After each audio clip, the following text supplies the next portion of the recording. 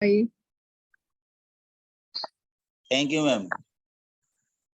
सभी अपने अपने हाथ जोड़ेंगे और मेरे साथ साथ मन ही मन बोलेंगे, थैंक यू गॉड, मैं एक शक्तिशाली आत्मा, शांतिपूर्ण आत्मा, दिव्य आत्मा हूँ।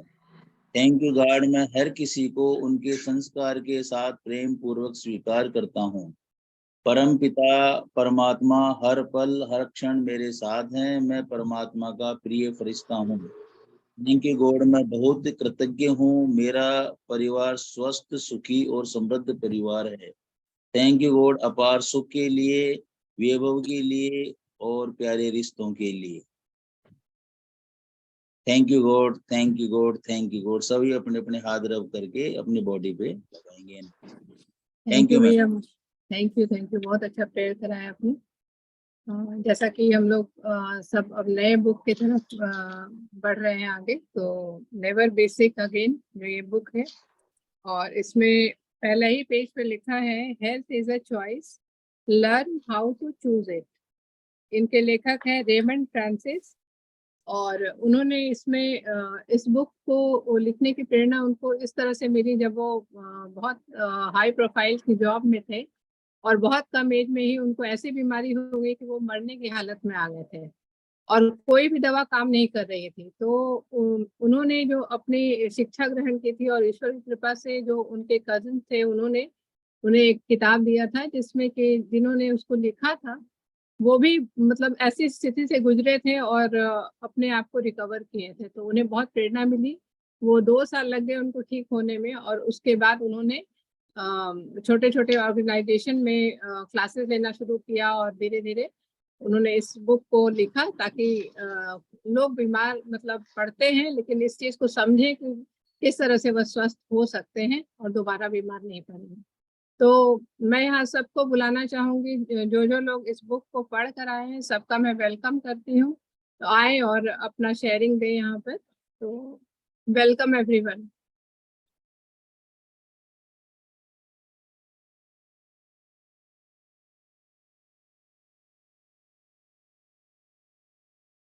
Shyam Sundar ji, most welcome. जी मैम, मेरे वो इसके अंदर एक लाइन बहुत ही अच्छी लगी जो कि मैं सबके सामने बोलना चाहूंगा। अच्छा जीवन छोड़ना मोटे तौर पर आधुनिकता का प्रतीक है। सभ्यता कहलाने वाली चीज के विकास के साथ साथ हमारी जीवन शैली भी बदल गई। औद्योगिक क्रांति के बाद से हम अपने खाद्य पदार्थ कैसे उगाते हैं, हम किस प्रकार का भोजन खाते हैं, हम अपने शरीर में क्या लेते हैं, हम कौन सी जीवन शैली जीते हैं और हम पर्यावरण में क्या डालते हैं, इसमें बदलाव आया है। इनमें से कई परिवर्तन हमारी कोशिकाओं को स्वस्थ रखने के लिए आवश्यक पोषक तत्वों से वंचित कर देते हैं और हमें विषाक्त पदार्थों के संपर्क में लाते हैं जो सामान्य कोशिका कार्य में बाधा डालते हैं। ये जोसेफ शेरगर का एक संपादकीय है मैम। ये लाइन मेरे को बहुत अच्छी लगी। Thank you so much. सही कहा आपने। खाने पीने की जो आजकल की शैली है, और जिस तरह से बहुत ज्यादा पेस्टिसाइड्स का यूज किया जा रहा है और जो माहौल हो गया है, तो उसमें स्वस्थ रहना सचमुच एक चुनौती है, लेकिन चुनाव भी हम कर सकते हैं। और आगे मैं बुलाना चाहूंगी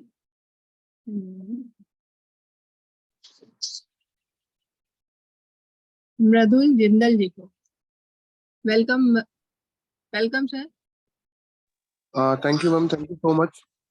तो इस बुक में जो राइटर है इस बुक के, उन्होंने एकदम क्लियर बताया है कि जब भी हम 30, 35, 40 साल की एज के हो जाता है तो अधिकतर जो अमेरिकन है, मेजरली उन्होंने अमेरिकन पे फोकस किया है, उसमें से 80% को लाइफस्टाइल डिजीजेस होती हैं। लेकिन डॉक्टर्स जो है उनको एज वाइज उसको डिफाइन करते हैं कि आपकी एज होगी इसलिए आपको बीमारी होगी, चाहे वो कैंसर हो, चाहे वो अर्थराइटिस हो, चाहे वो ऑस्टियोपोरोसिस हो, चाहे वो डायबिटीज हो, चाहे वो बीपी हो। तो जो भी ये डिजीज इस तरह की, और 80% अमेरिकन में एट द एज ऑफ 40 से ऊपर, 45 से ऊपर जो अमेरिकन हो गए, वो 80% उनमें से कोई ना कोई लाइफस्टाइल डिजीजेस का से सफर कर रहा है। और डॉक्टर्स जो है उसको ये बताते हैं कि ये एज, आपकी एज हो गई इसलिए आपको डिजीज हो गई है, जबकि ऐसा नहीं है। और राइटर कहते हैं कि इस तरह की सारी डिजीजेस को हम जो है अपनी बॉडी से दूर रख सकते हैं अगर हमारे लाइफस्टाइल चेंजेस कर ले हम लोग। और राइटर ने उसका एग्जाम्पल इस तरीके से दिया है कि अमेरिकन या पूरी दुनिया अभी जो है पैसा खर्च कर रही है कि हम बीमारियों का इलाज कैसे करें, जबकि पैसा उस पे खर्च करना चाहिए, उस रिसर्च पे खर्च करना चाहिए कि हम लोग बीमार कैसे नहीं पड़े, है ना। हम लोग इलाज पे जो है हमारा जो पूरा फोकस है साइंस का वो इलाज पे है, जबकि फोकस और पैसा उस पे लगना चाहिए कि हम लोग बीमार कैसे नहीं पड़े। और अमेरिकन जो है दुनिया में सबसे ज्यादा जो बजट है अमेरिकन का है हेल्थ केयर में, लेकिन फिर भी अमेरिका जो है 37वें नंबर पर आता है वर्ल्ड में। और बिल्कुल छोटी सिटी है ओमान, जिसका बजट अमेरिका से 10 टाइम्स भी नहीं है, वो 8th नंबर पे हेल्थ के बारे में। तो उन्होंने बताया कि पैसे का इन्वेस्टमेंट से हेल्थ का कोई लेना देना नहीं है, आपकी लाइफस्टाइल आप किस तरीके से जी रहे हो उससे आपकी हेल्थ जो है वो डिफाइन होती है। उसके बाद उन्होंने बताया कि ह्यूमन जो बॉडी है वो 130 140 साल तक, जी हाँ 130 140 साल तक जिंदा रहने के लिए बनी है, और वो भी विदाउट एनी डिजीज, राइट।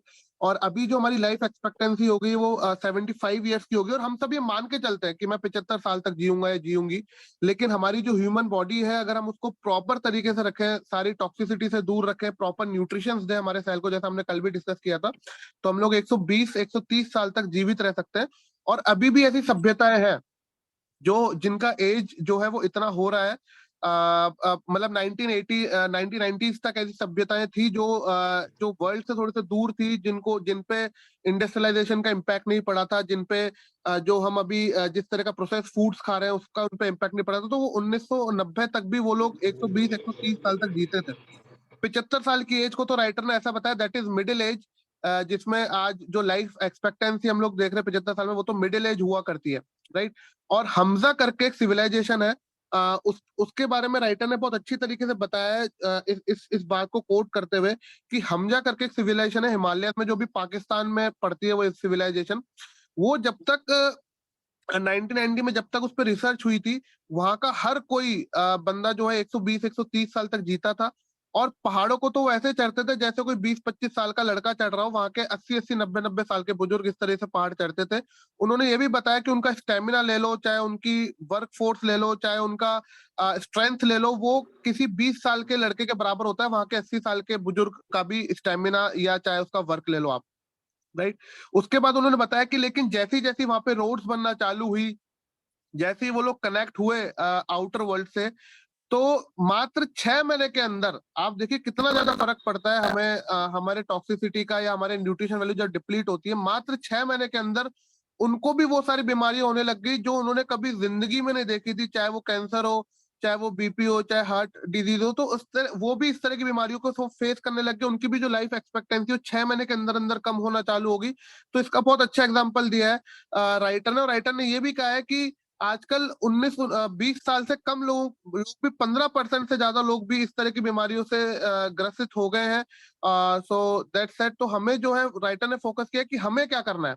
हम अब इंडस्ट्रियलाइजेशन को रोक नहीं सकते, बिकॉज न्यूज़पेपर प्रिंट होगा, सारी चीजें होंगी, बहुत ज्यादा ऑटोमोबाइल इंडस्ट्री आ रही है, आईटी सेक्टर ग्रोथ कर रहा है, ये भी जरूरी है। लेकिन हम लोग क्या कर सकते हैं, हम लोग हमारी चॉइसेस को चेंज कर सकते हैं। हम लोग जिस तरह का प्रोसेस फूड खा रहे हैं उससे हम लोग एटलीस्ट वापस हमारे जो जिस तरह का हमारे पुराने लोग खाना बनाया करते थे, पुराने लोग जो चीजें खाया करते थे, हम लोग उस पर जा सकते हैं। जो भी चीज आप खरीद रहे हैं मार्केट से, चाहे वो महंगी है चाहे सस्ती है, उसके एक बार न्यूट्रिशन वैल्यू आप जरूर देखें खरीदने से पहले, कुकिंग मेथड्स में चेंज करें। तो इस तरह के कुछ चेंजेस जो है राइटर ने सजेस्ट किए। Thank you so much. Back to host. Thank you. आपने सेकंड चैप्टर को भी आपने कवर किया है, जिसमें सही में हुंजा के बारे में काफी आश्चर्यजनक रिसर्च किया गया है। तो उन लोग की मेन जीवन शैली ही थी जिसकी वजह से वो लोग उतना लंबा जीते थे।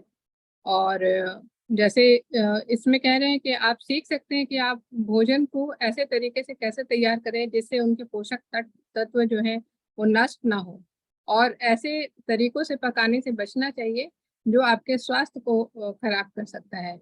और इसमें है कि अपने जीवन शैली में कुछ व्यवहारिक और सकारात्मक बदलाव कर सकते हैं, और यही पुस्तक सिखाएगी कि कैसे।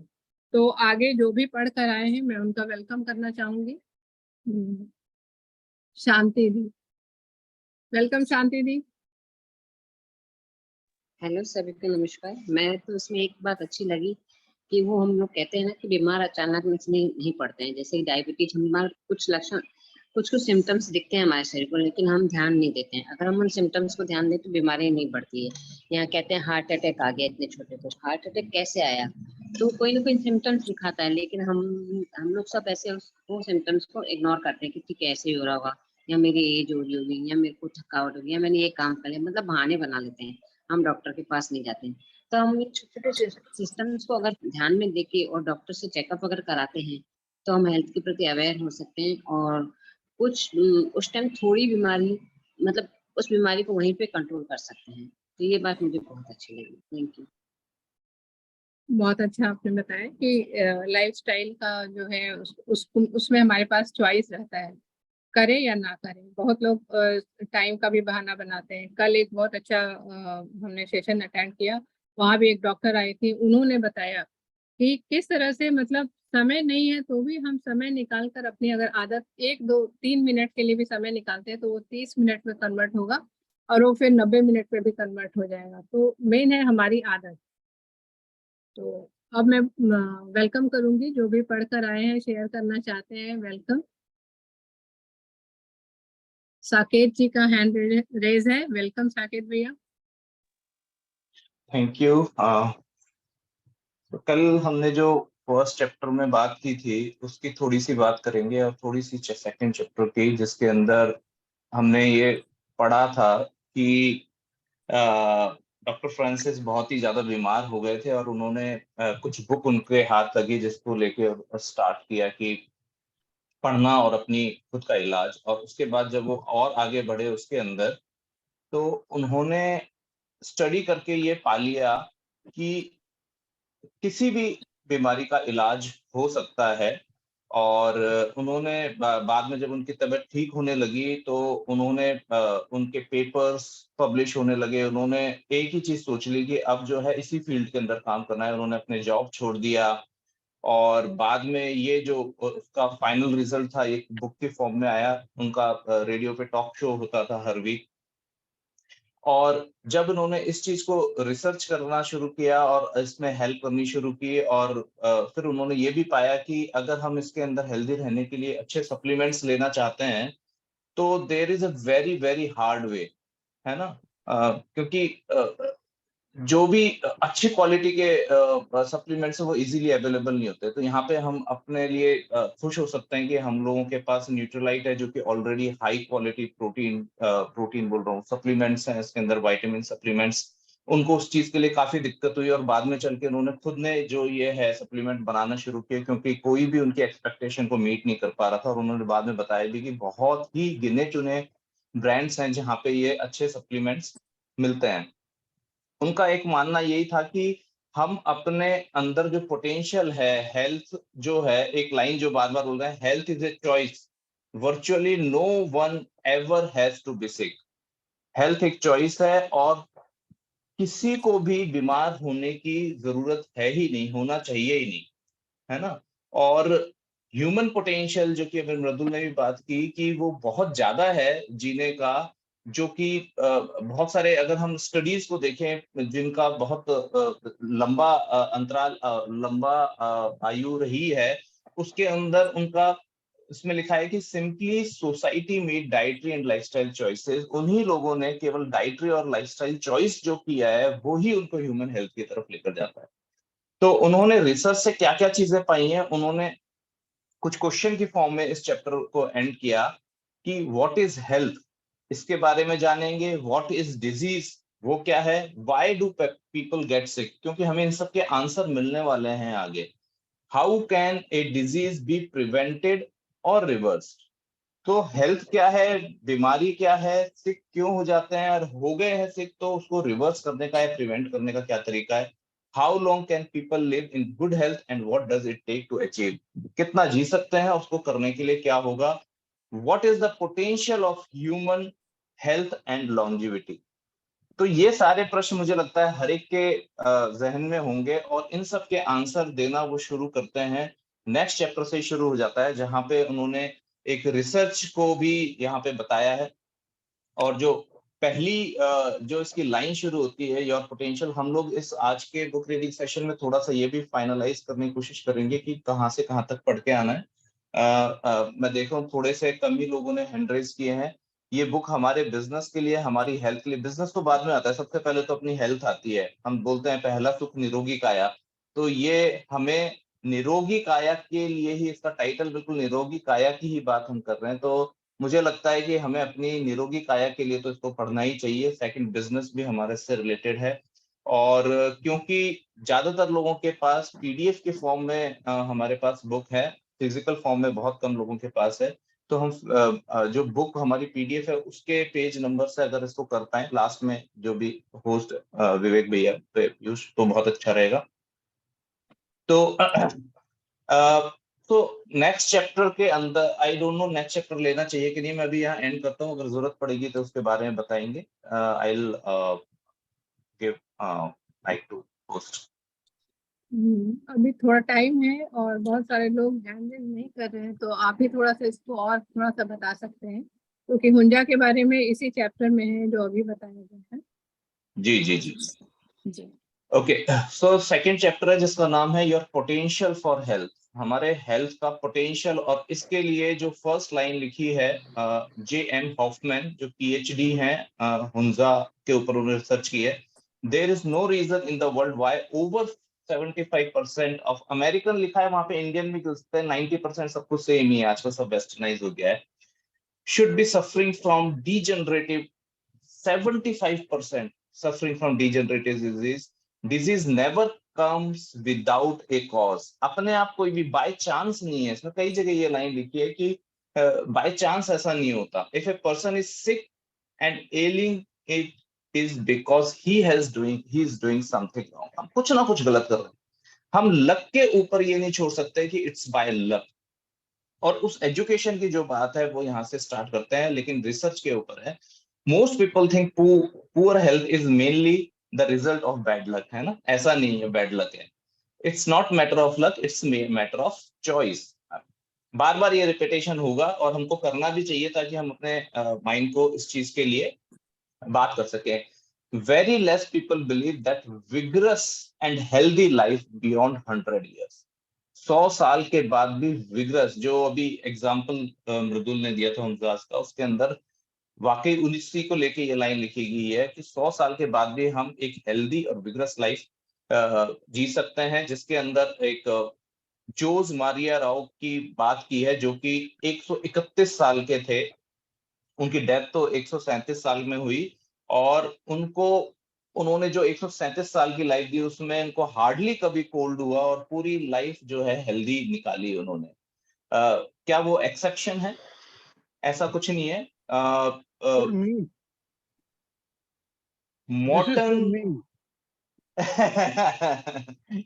हाँ पापा, हम सबके लिए, लेकिन हाँ, आप भी अगर कभी बीच में ये सोच रहे हैं तो अपने को समझ लेना है, आप विगरस लाइफ अभी भी जी रहे हो, और हम सब लोग इंस्पायर होते हैं आपसे, इतने एक्टिव हो। तो मॉर्टन वॉकर जो हैं, उन्होंने एक बुक लिखी थी 1985 में, सीक्रेट्स ऑफ लॉन्ग लाइफ, और उसमें स्टडी किया उन्होंने एक वैली का, विल का बाम्बा, और उधर उन्होंने ये पता लगाया this place is known for long life, मतलब लॉन्जिविटी, 100-120 साल के ऊपर लोग होते हैं, है ना? ये जो लोग हैं, इन्होंने कभी भी ये नहीं जाना कि ये मेमोरी लॉस या डेमनीशिया, ये सारी चीजें क्या होती है जिनको एजिंग से रिलेट किया जाता है। 100 साल के ऊपर जा रहे हैं लेकिन कभी भी उनको हुआ ही नहीं, वो जानते ही नहीं ये बीमारी क्या है ना? घूम फिर के हम वहीं आ रहे हैं कि हम अपनी लाइफ को कैसे करें। क्वेश्चन ये होता है, having achieved enormous advances in science और मेडिसिन, हम लोगों ने इतना एडवांसमेंट कर लिया है, why we are experiencing epidemic of chronic disease in human history? क्यों ऐसी क्रोनिक चीजें हो रही है? डिजीज रैंडमली होती ही नहीं है, it occurs for specific reason.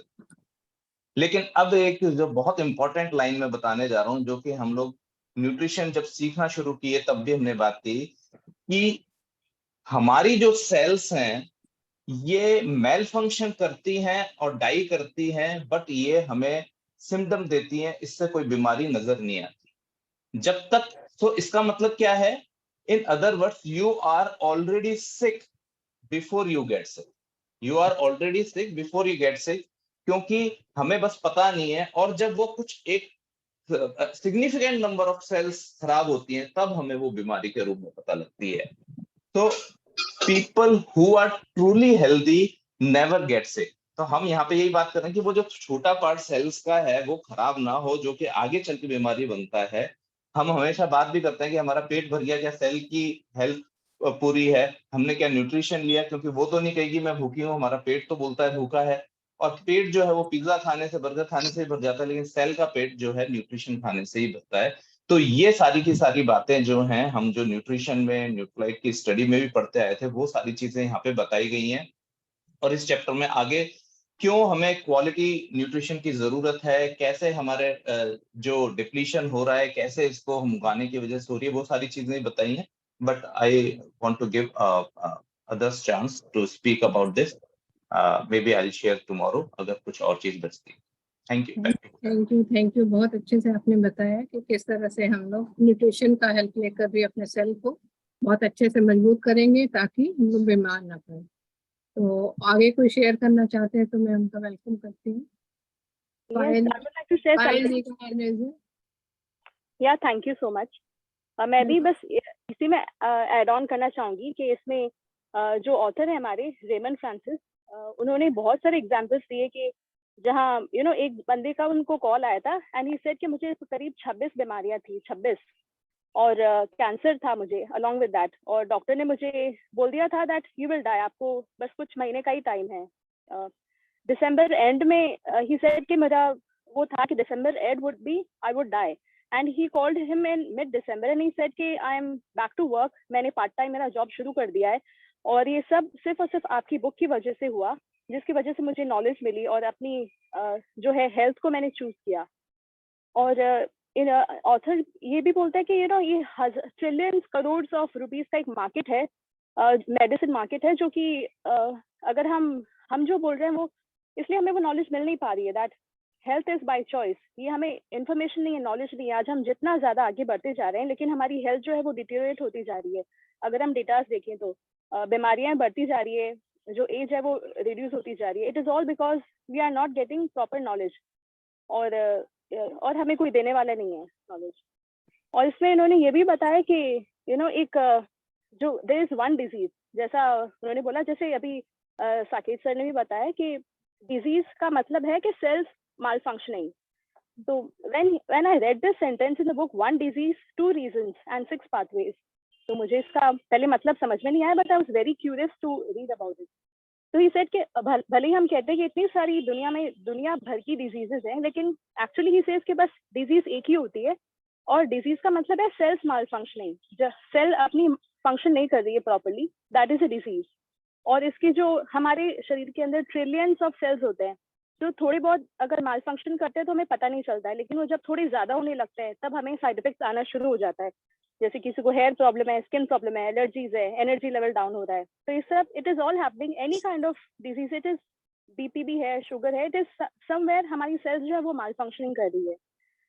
और माल फंक्शनिंग क्यों करती है? बिकॉज उसका रीजन यही है, देयर आर 2 रीजंस कि एक तो वो डेफिशिएंसी है और टॉक्सिक है उनमें। तो डेफिशिएंट होना और टॉक्सिक होना, ये 2 रीजंस है। और उन्होंने एक एग्जाम्पल भी दिया कि एक पेशेंट अगर डॉक्टर के पास जाता है सपोज, और डॉक्टर उसका चेकअप करके कहता है I am sorry you have cancer, तो ये अगर इन्फॉर्मेशन मिलती है तो पेशेंट को क्या मिलता है? सिर्फ और सिर्फ एंजाइटी, उसके अलावा और कुछ नहीं है। It is nothing, it is useless information.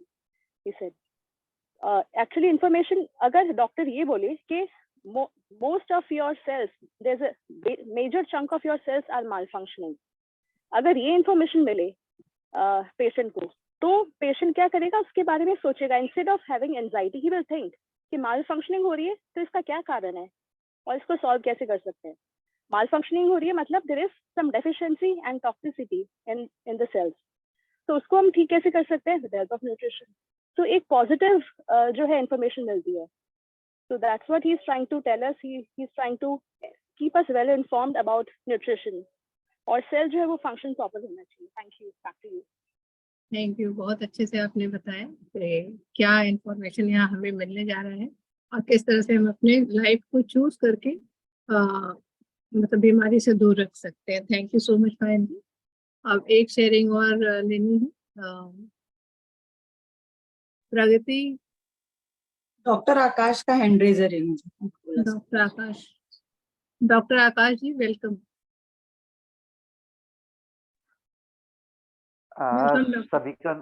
सभी को नमस्कार।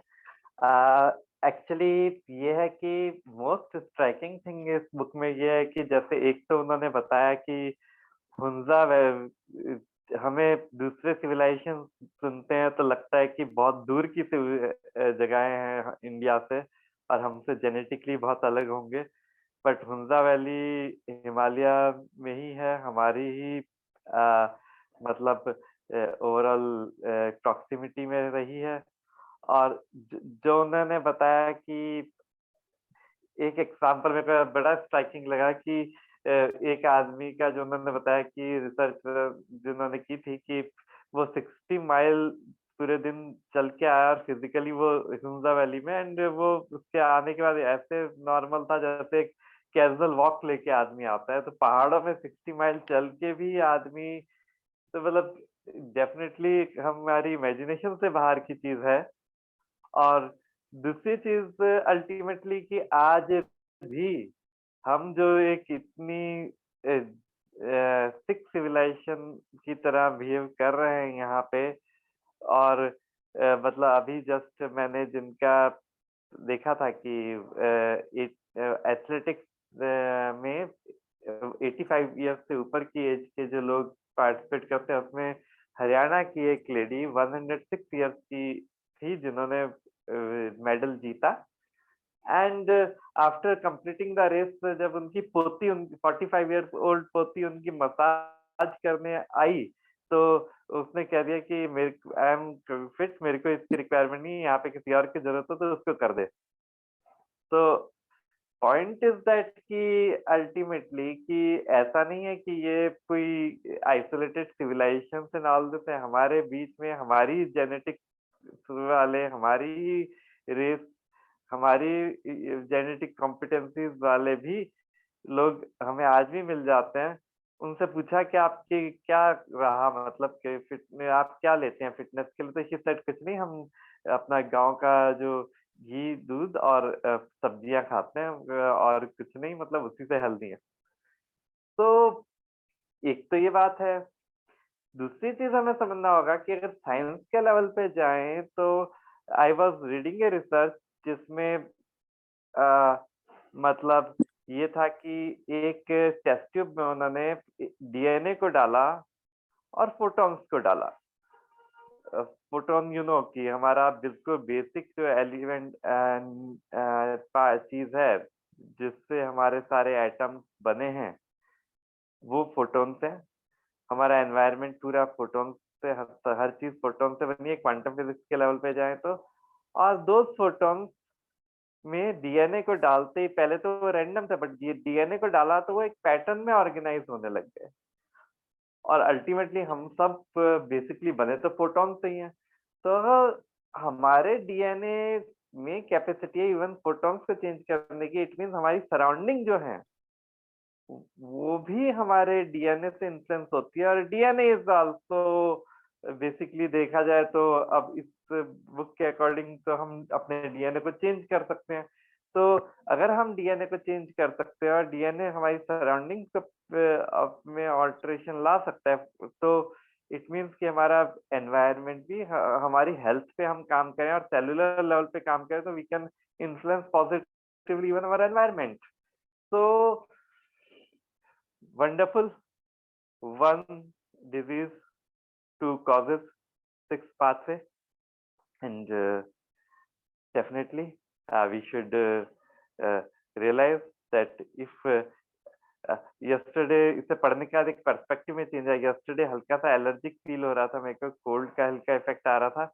तो पहले मैं सोचता था कि मतलब it is an allergy everything, कल मेरे माइंड में which cell is where cells are malfunctioning. So it is mainly about this book is questioning our attitude mainly. So this was my understanding. अभी मैं 3rd chapter पे हूँ तो मैं daily इसको go through कर रहा हूँ, बुक को पढ़ रहा हूँ। तो I'm getting good insights. Great Thanks a lot. Sharing sir. आपने रियलाइज किया कि मतलब आपको भी जो एलर्जी हो रही है उसकी वजह हो सकता है कि सेल में कुछ डिफिशियंसी है।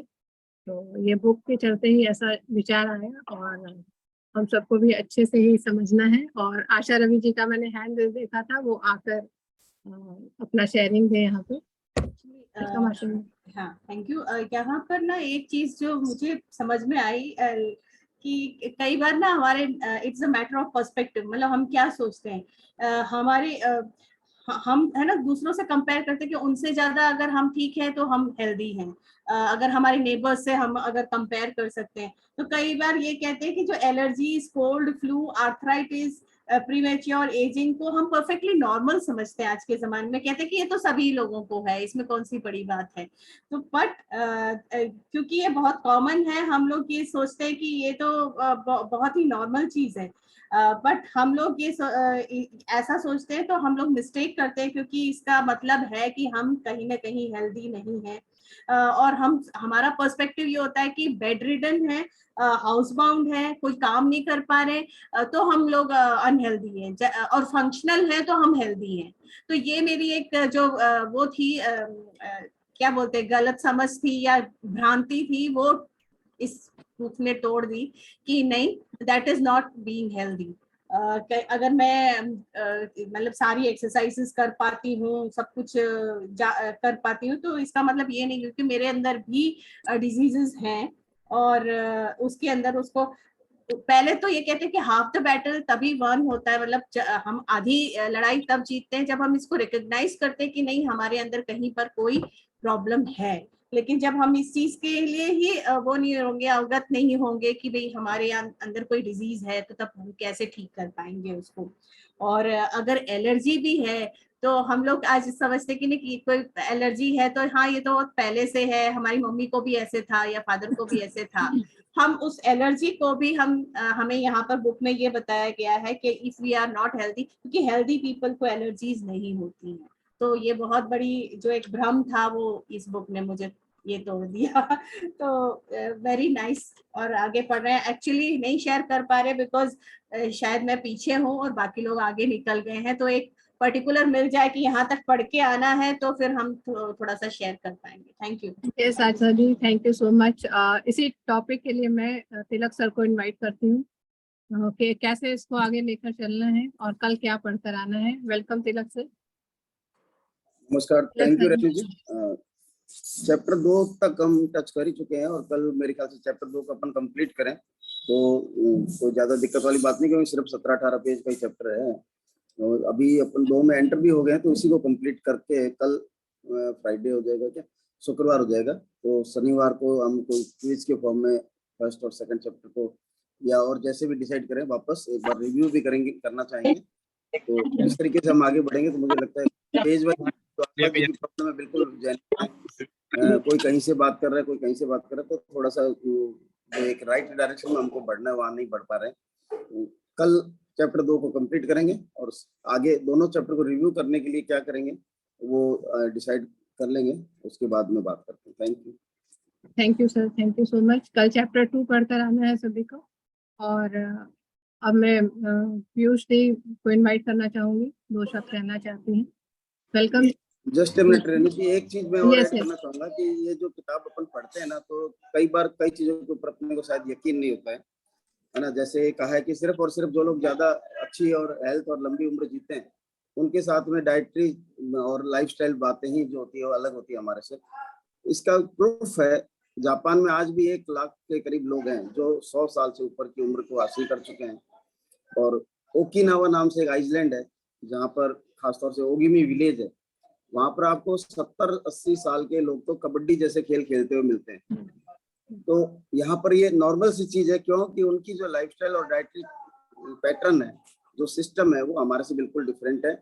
और जो डेफिशिएंसी और टॉक्सिन्स की बात की गई है ना, एक ही प्रॉब्लम है सेल्स की प्रॉब्लम, और 2 ही कारण है डेफिशिएंसी और टॉक्सिन्स। तो ना तो वहां पर ओगिमी में टॉक्सिन्स है और नहीं वहां पर किसी चीज की न्यूट्रिशनल डेफिशिएंसी है। तो प्रैक्टिकली ये हमारे सामने एग्जांपल है।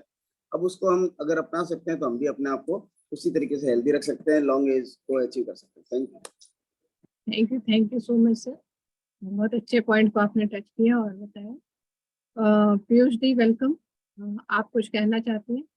गुड मॉर्निंग रेणु जी, गुड मॉर्निंग एवरीवन। बस आज समय हो चला है, कुछ हाँ 2 इम्पोर्टेंट अच्छी चीजें बतानी थी, लेकिन कल चैप्टर 2 ही वापस से जो है डिस्कस होगा, और सैटरडे को जो है वो हम लोग बात करेंगे कि इन 1 और 2 का, और शुरू से लेके इनफैक्ट टिल चैप्टर 2 तक हम लोग जो है उसकी रिव्यूइंग करेंगे, जिस भी पैटर्न में करें।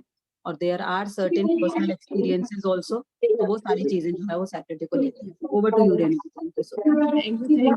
और दी ये पूछना था कि जैसे होस्टिंग के लिए रह जाता है तो क्या नॉमिनेशन होस्टिंग का ले सकते हैं?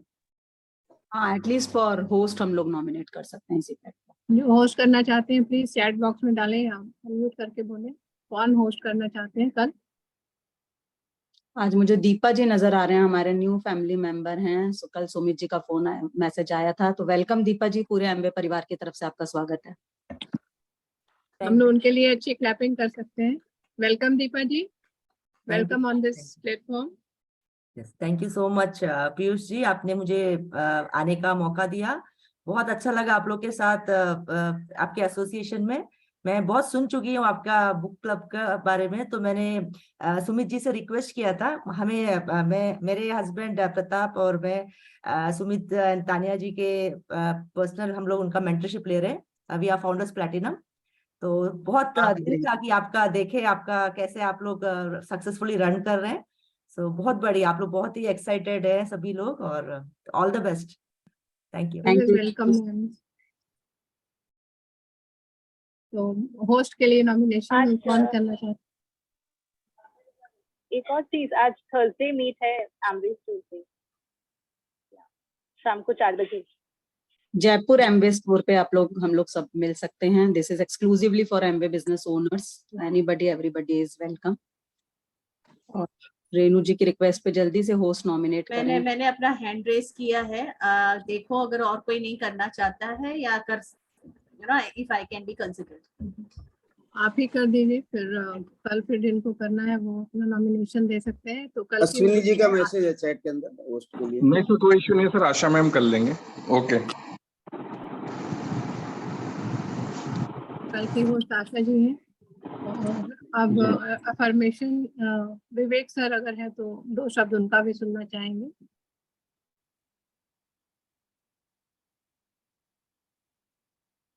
परमिशन मैं करवा दूंगी कल। विवेक सर अगर अपना मैसेज देना चाहते हैं 2 मिनट के लिए तो उनका स्वागत है। सर है?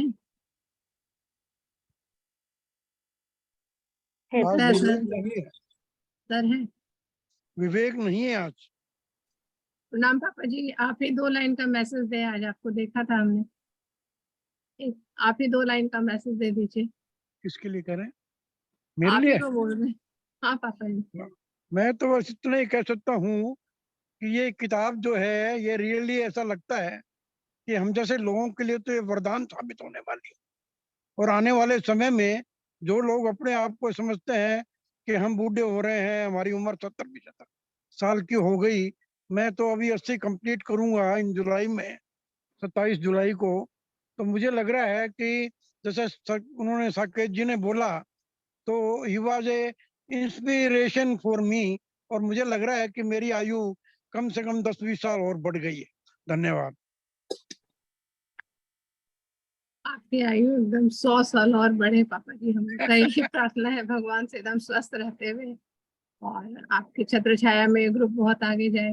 Thank you so much. Renu ji, एक बोरा जी का पहले हैंड भी था और बार-बार माइक ऑन हो रहा है, तो कुछ वो बात करना चाह रहे थे, उनको भी इनवाइट। जी बोरा सर, वेलकम बोरा सर, सॉरी हमने देखा नहीं था आपका हैंड। कोई बात नहीं, वो साकेत जी ने कवर कर दिया था और फिर इसलिए मैंने हेल्ड डाउन कर दिया था। Thank you so much. Thank you. तो अब हम अफर्मेशन करेंगे, तो वेलकम आइए मैम। कौन करवा रहा है? अभी तो बोला था ना। मैं करवा दूं योगेश कुमार। करवा दीजिए सर। Thank you. मेरा नाम योगेश कुमार सेन, मैं सिरोही से। तो अफर्मेशन के लिए अभी सभी हाथ जोड़ेंगे। मैं जीतता हूँ क्योंकि मैं जीतने के लिए पैदा हुआ हूँ। Thank you God. मेरी टीम बहुत ही एक्साइटेड, यूनाइटेड, एमवे का इतिहास रचने वाली टीम है। मैं और मेरी टीम रोज डीटीएम करते हैं, प्लान दिखाते हैं और इस तरह से अपने नेटवर्क को तेजी से आगे बढ़ रहे हैं। मैं और मेरी टीम 100% प्रोडक्ट यूज करते हैं और बहुत ही आसानी से हर महीने 600 प्लस पीवी का पर्सनल रिटेल करते हैं। हमारे मेंटर्स बहुत अच्छे हैं और हम सब मेंटर्स से मार्गदर्शन लेकर लगातार आगे बढ़ रहे हैं। Thank you God. मैं और मेरी टीम रोज सक्सेस टॉक सुनते हैं और रोज किताबें पढ़ते हैं। मैं और मेरी टीम सभी जरूरी मीटिंग्स में बढ़ चढ़कर भाग लेते हैं और इस तरह से हम प्रभावशाली लीडर बन रहे हैं। एमवे बिजनेस बहुत ही सरल है और डायमंड एंड बियॉन्ड जाना मेरे लिए बहुत ही आसान है। मैं और मेरी टीम ढेर सारा पैसा कमा पा रहे हैं और पैसा मेरी तरफ खींचा चला आ रहा है। मेरे और मेरी टीम में सभी के सपने पूरे हो रहे हैं। मेरी टीम बहुत ही एक्साइटेड, यूनाइटेड और शक्तिशाली एमवे का इतिहास रचने वाली टीम है। Thank you God. भगवान मुझे मेरे 6 टीम में मेरे शानदार लीडर मिल गए हैं। धन्यवाद भगवान। मैं और अपनी टीम के साथ विदेश यात्रा पर जा रहा हूँ। मैं जीतता हूँ क्योंकि मैं जीतने के लिए पैदा हुआ हूँ। I am diamond, I am diamond, I am diamond. Thank you God, thank you God, thank you God. Love you God, love you God, love you God. Thank you ma'am. तो सभी हाथ रख कीजिए और अपने चेहरे पे मलिए और आंखों पे। Thank you. Thank you everybody. Go camp. Thank you Go everyone. Thank you. Great hosting, Didi. Great hosting. बहुत अच्छी hosting. Thank you, great hosting. Thank you. Have a nice